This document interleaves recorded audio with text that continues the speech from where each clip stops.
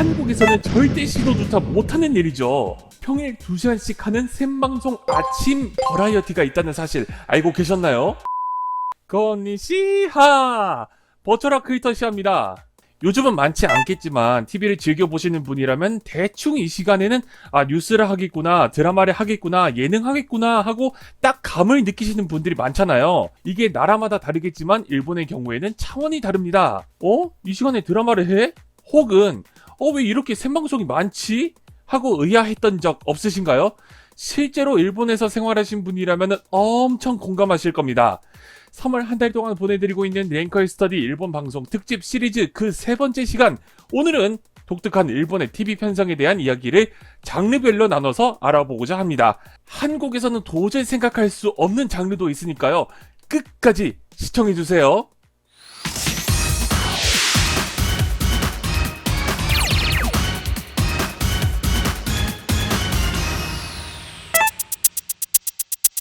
일본은 아침부터 점심, 저녁까지 뉴스와 정보 프로그램이 길게 이어집니다.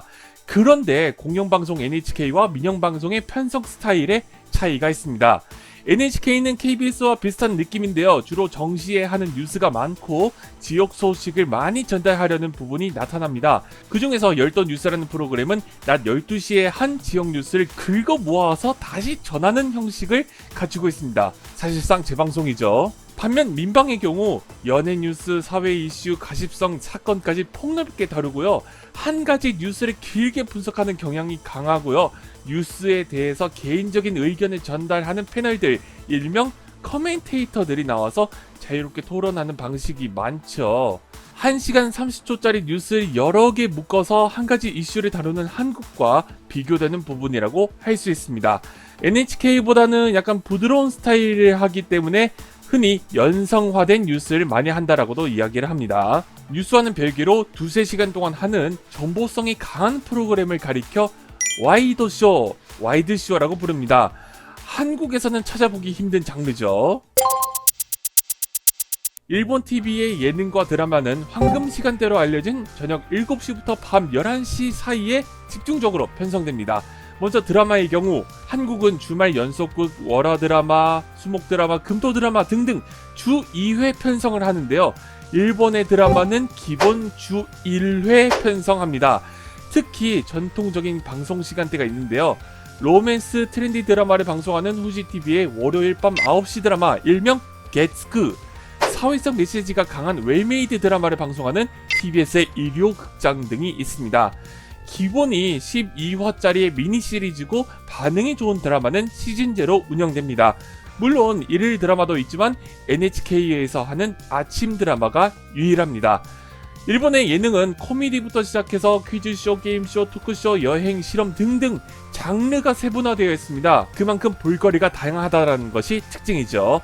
이러한 원동력에는 새벽에 편성되는 실험적 프로그램을 많이 밀어주기 때문인데요. 이 중에서 반응이 좋은 프로그램이 다음 개편 때 황금 시간대로 승격하게 되는 일종의 성과 시스템인 거죠.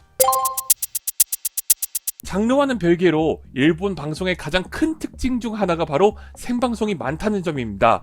뉴스와 와이드쇼를 합하면 하루 평균 10시간 이상 생방송이 이어지고요. 여기에 원래 녹화로 진행하는 예능도 종종 특별 생방송으로 진행하기도 합니다. 그것도 모자라 평일 2시간씩 하는 생방송 아침 버라이어티가 있다는 사실 알고 계셨나요? 바로 TBS의 러빗이라는 프로그램인데요. 원래는 정보 버라이어티를 내세웠지만 생방송이라는 점을 살려서 점차 다양한 해프닝을 만들어내는 찐 예능이 됐죠. 아침 예능, 게다가 생방송, 한국에서는 절대 시도조차 못하는 일이죠.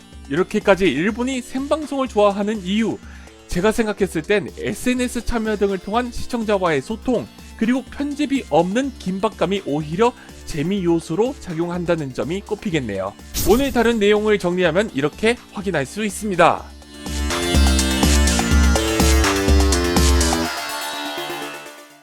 오늘은 일본의 편성 방식이 한국과 어떻게 다른지 알아봤는데요. 여기서 중요한 사실 한 가지, 일본의 TV 개편은 4월과 10월에 진행이 됐는데요. 여기서 프로그램의 존폐 여부부터 채널의 이미지까지 방송국들의 운명이 갈린다고 해도 과언이 아닙니다. 좀 있으면 4월 개편이 다가오는데요. 이때 선보이게 될 일본의 새 프로그램들은 과연 어떤 성과를 거두게 될까요? 여러분이 생각하시는 일본의 TV 프로그램은 어떤 느낌인지도 댓글로 남겨주세요. 드디어 다음 주가 일본 방송 특집의 마지막 시간이네요.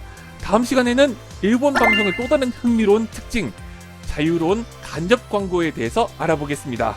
일본 방송에 대한 탐구는 다음 주에도 이어집니다. 오늘은 여기까지. 대화 마타! 차원을 넘나드는 어학과 문화의 즐거움 채널 시야. 다양한 플랫폼에서 다채로운 콘텐츠를 만날 수 있습니다. 지금 바로 확인하세요.